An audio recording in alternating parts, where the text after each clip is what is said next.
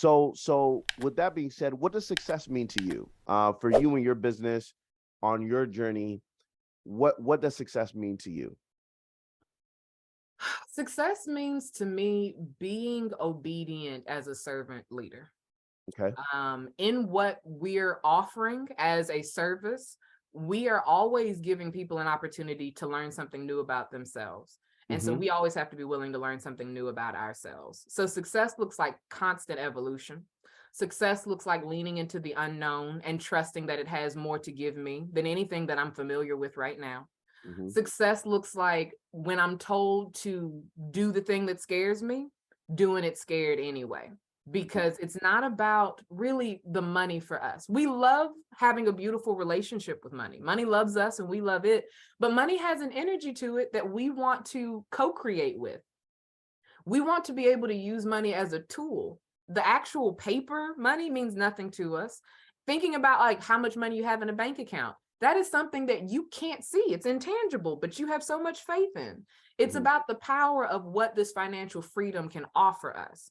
Mm-hmm. And that's what we care about. We care about freedom. Got it. Got it.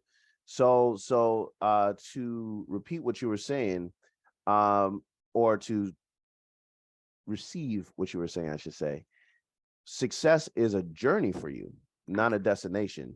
Absolutely.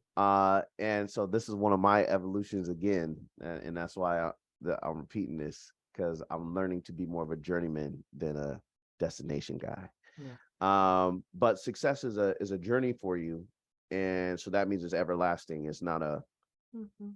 uh You don't uh get it done. right. It's not a moment. It's not a Mm, point. mm-mm. Okay.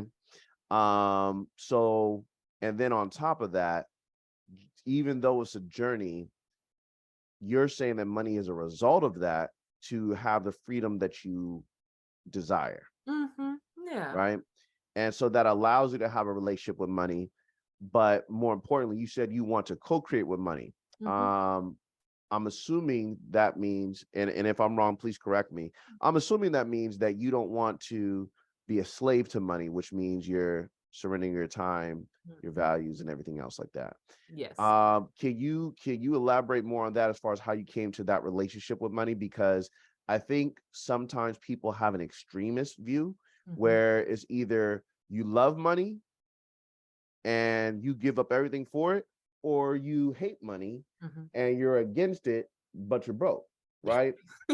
How can you explain how you came to your relationship with money, and how you're able to enjoy the freedoms that you're enjoying at this point, and how you still make goals to enjoy more? Because Yeah. I know that you have a certain level of freedoms that you enjoy, so I know the success that you that we talked about. But anyway, go ahead, please.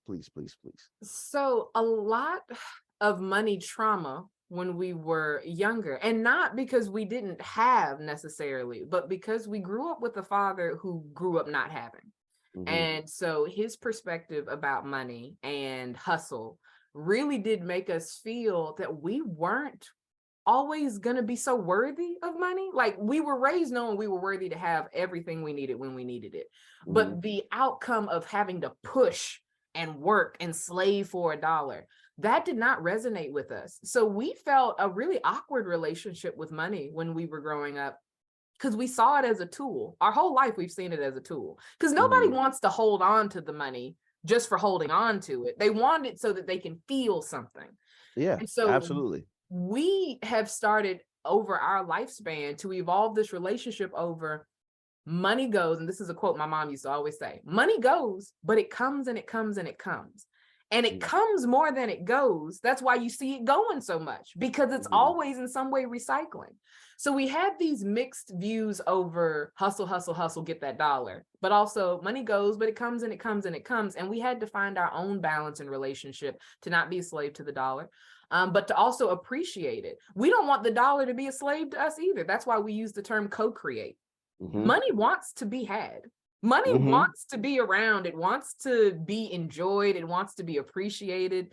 But it also doesn't want to be stagnant. And it doesn't want to be Absolutely. stagnant away from you, and it doesn't want to be stagnant in your bank account. It wants to find Absolutely. a cycle of life, just like we want to find an evolution and a cycle of life. Mhm. So that's more of our perspective over when we have money. It's okay, what are we going to do with it? I don't want to just sit on this. Are we going to do something for our community? Are we going to do something for our family? Are we going to do something for ourselves? Because we're included in this blessing. But what are Absolutely. we going to do with what we have manifested? Absolutely. And I like to tell people the easiest way you can think about money is like water. Water is forever flowing, but Yeah. if it doesn't, it becomes unsuitable for life, Yeah. Yeah, right? it does. And I've had people say, well, doesn't the ocean sit? And the answer is no, because when the water goes into the ocean, there's still cycles within the ocean and cycles of the ocean feeding the rest of the earth. Yeah. But anyway, my point is, yes, money could be like water, is forever looking to flow. Yeah. And so you found your own balance. Um, and so at this point, would you call yourself successful? Is that something is that a title you would give yourself? Yes. And Yes. humbled and thankful and gratefully so. Yes, successful because we are in full obedience mode. The true goal is to get to a place, Azani, where we're offering services and we're not looking at how much people are paying for it. Like that really Mhm. is where we want to get to. Right now, Absolutely. in still building a small business, we're still looking at like, all right, now run us our check now. Right, But right, right, right, right. we are excited to become the person and the servant who is pay what you can, but get this healing. Yeah, Yeah. yeah, absolutely, absolutely. What would you say were leveraging points in your journey? Whether it was how you got into emotional intelligence, or whether it was how you opened up your business and how you've seen levels of success so far. Because based on our previous conversations, you talked about your ability to travel Mhm. and enjoy life, Mhm. even though you own a business. Well, Mhm. that's a level of success, because not too many people are able to do that. Yeah.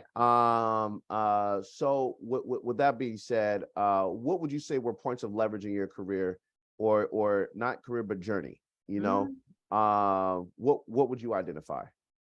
The important points of leverage would be having been put into Toastmasters as a kid, so getting Okay. really good at talking in front of people about anything.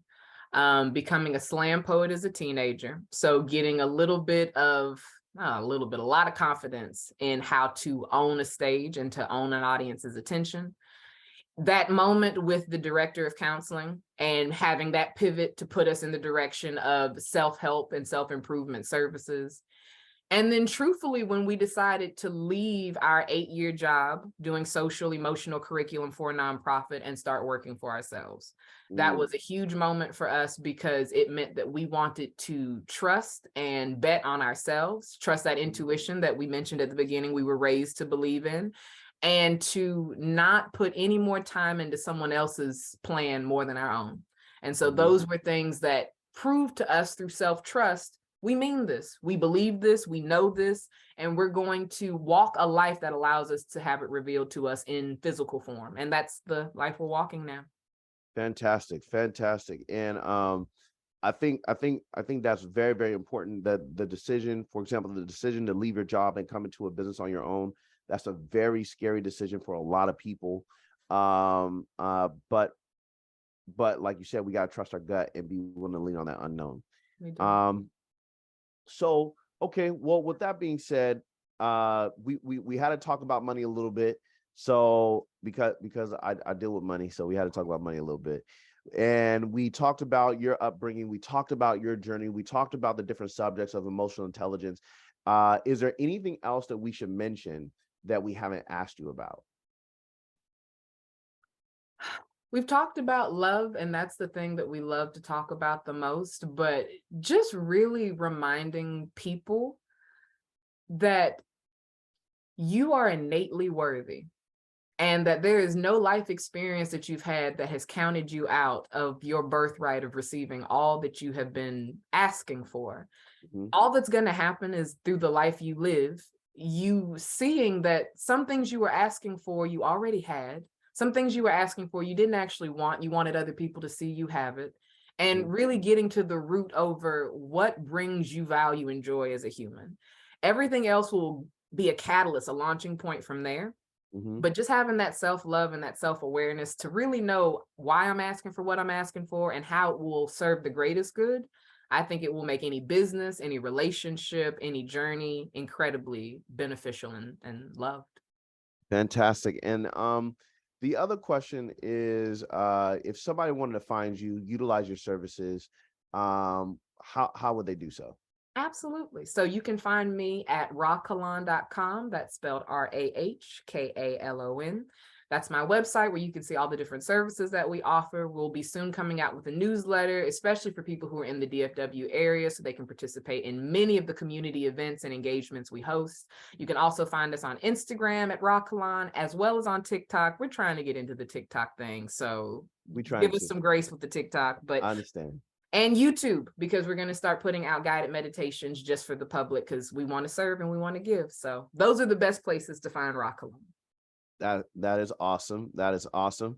And if there's any advice that you would give to someone else who is following in your footsteps along your journey, what advice would you give? And we'll close out with that. The advice that I would give is to sit with yourself, to get really comfortable sitting with yourself. Some people might call that meditation, and the word meditation translates to become familiar with. So sitting with yourself is a chance to become familiar with watching your thoughts. Because if you are going to go into business for yourself, you need to know who all of your business partners are in here. And if you got some untrustworthy aspects of you, you need to know them up front so that you can build a better relationship with you, so that that shows up in your business as well. So sitting with yourself, meditating, and really becoming objectively aware of you instead of subjectively aware of the parts that you do like and you don't like, that's my best advice. Okay. All right. Well, with that, thank you very much. I definitely appreciate your time, your help, your advice, some of your gems. I know we went a little different from the finance today, y'all, but I feel like it was needed. I feel like it was I feel like it was a hey, have you ever bitten to a fresh piece of fruit and you just felt it just like livened up all your body? Yeah, rejuvenated you. Yeah, Yes. you know, that's what today's conversation was, y'all. So we're gonna go ahead and end it here, but I definitely want to say, Rob, thank you for your time. Thank you for your energy, all the above. And yeah, that will be a wrap for today, ladies and gentlemen. Thank you very much. Thank you.